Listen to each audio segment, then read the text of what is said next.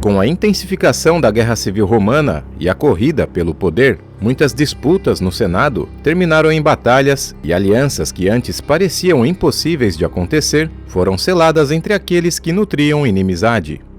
A esperança de restaurar a República como era antes já havia acabado, e com o assassinato de César, longe de salvar Roma, apenas acelerou a sua destruição e lançou o mundo romano em novos conflitos. A Batalha de Filipos estava prestes a definir o destino de Roma, mas, quando dizemos Roma, falamos na verdade de sua elite que cobiçava os privilégios do poder.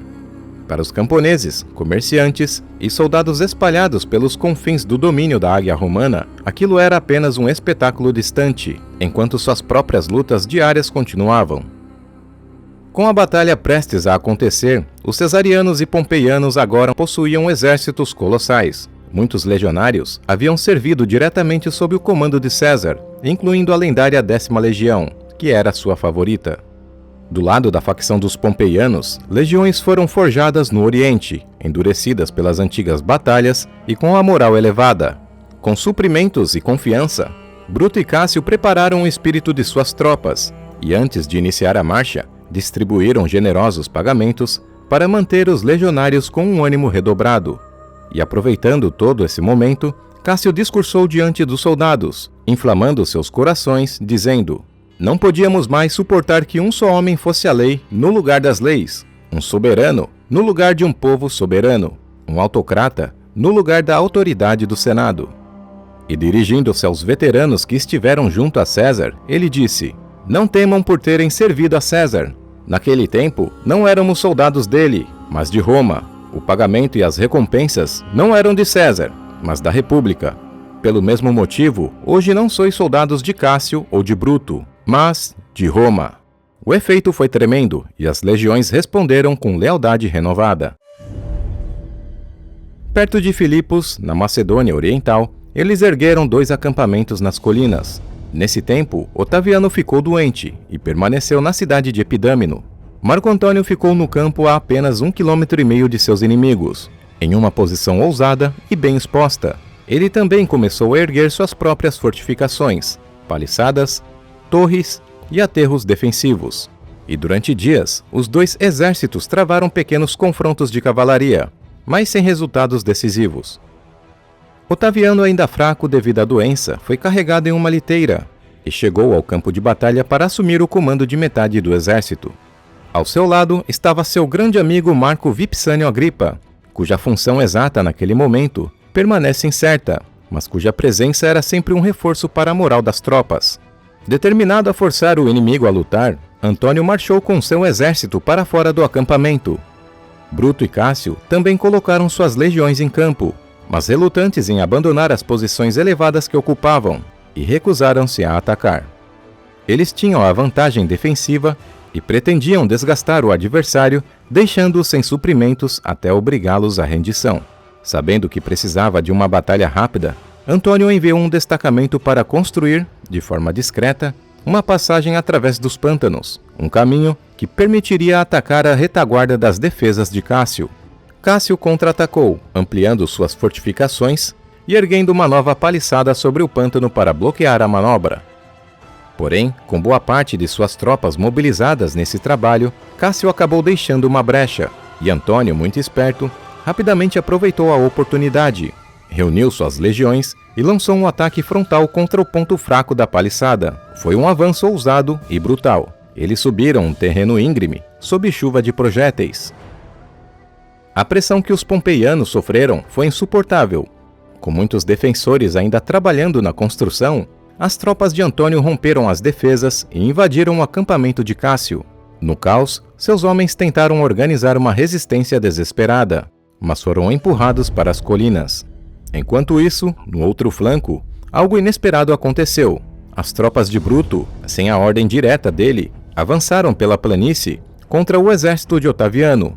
Talvez os oficiais tenham tomado a iniciativa por conta própria, ou talvez os legionários, ao verem seus aliados em apuros, tenham agido por impulso. Seja como for, o ataque foi devastador. A 4ª Legião de Otaviano foi esmagada, e o resto das suas forças começou a recuar em desordem.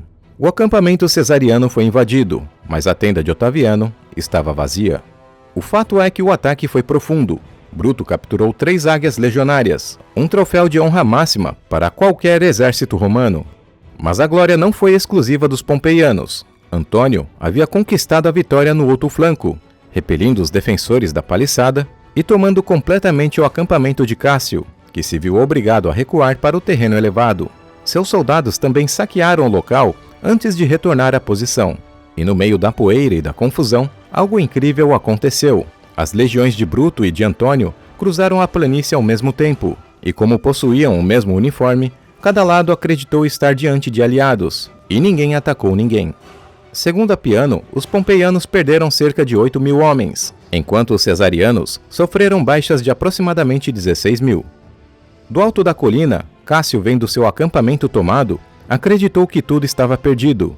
Nesse momento, um destacamento de cavalaria de Bruto galopou em sua direção, trazendo notícias que poderiam mudar tudo. Porém, Cássio, enganado pelo que via, acreditou que aquela cavalaria que se aproximava eram inimigos vindo para capturá-lo, e recusando-se a correr o risco de ser feito prisioneiro, ordenou que o seu servo o matasse, e após cometer esse ato, ele fugiu.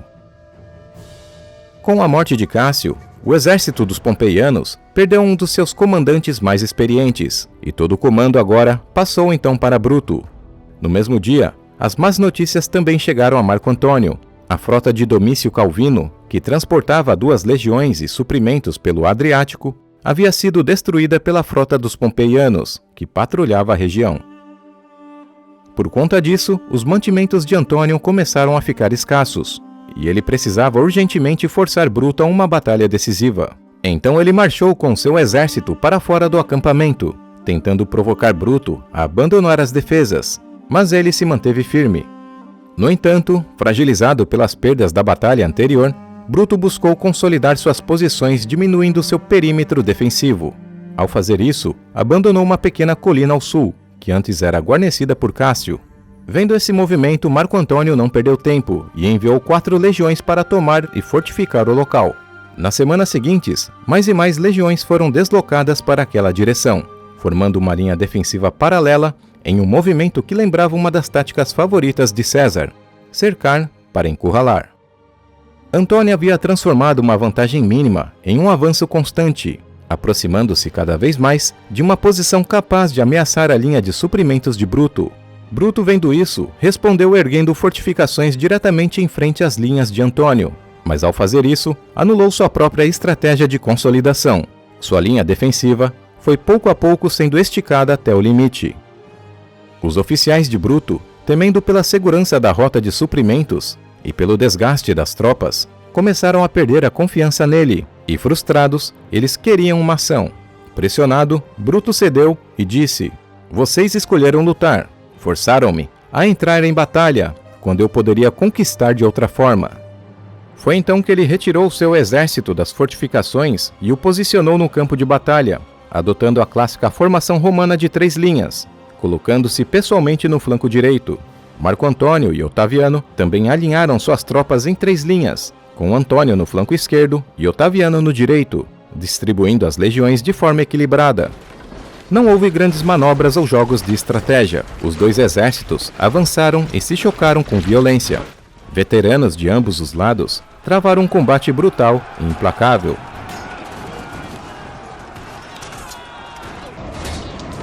Bruto, no seu flanco, começava a empurrar lentamente as tropas de Antônio para trás. Mas ao mesmo tempo, os homens de Otaviano, superando numericamente os inimigos, avançaram passo a passo, obrigando o flanco esquerdo de Bruto a recuar. O resultado da batalha dependeria de qual ala cederia primeiro. No fim, a esquerda de Bruto, esticada demais e inferior em número, acabou quebrando. A primeira linha ruiu, depois a segunda, provocando a fuga em massa de todo o flanco. Os homens de Otaviano aproveitaram a brecha. Alguns invadiram o acampamento, outros se lançaram contra o centro e outros ainda contra o flanco de Bruto. E cercado de todos os lados, os soldados começaram a se dispersar, deixando seu comandante cada vez mais isolado. Bruto conseguiu abrir caminho com 4 legiões, recuando para um terreno elevado próximo. Vendo como certa sua morte ou captura pelas mãos dos inimigos, ele ordenou que seu amigo matasse. Não se sabe ao certo o número de baixas de cada lado. O que se sabe é que todo o exército dos pompeianos, que havia sobrevivido à batalha, se rendeu a Marco Antônio e Otaviano, com as legiões sendo divididas entre os dois. Junto com Bruto, muitos outros pompeianos influentes também morreram no combate. Marco Catão, filho do famoso rival de César, morreu lutando heroicamente para ganhar tempo para a fuga de Bruto, sendo encontrado morto mais tarde. Marco Antônio também havia dado prioridade à sua cavalaria para perseguir os inimigos em fuga, capturando ou matando todos os oficiais e homens influentes que conseguissem. Cimbro, um dos assassinos de César, provavelmente foi um desses mortos. A Batalha de Filipos marcou o fim dos pompeianos e dos principais líderes da conspiração contra César. Todos estavam mortos. Décimo Bruto havia sido morto por chefes gauleses, sob ordens de Marco Antônio. Trebônio, executado por Dolabella, e agora Cássio e Bruto também estavam mortos. Com a destruição dos pompeianos, Marco Antônio, Otaviano e Lépido se tornaram senhores do mundo romano. 3 homens que até então haviam se aliado por uma causa comum, mas que em breve começariam uma nova batalha, só que dessa vez entre eles mesmos.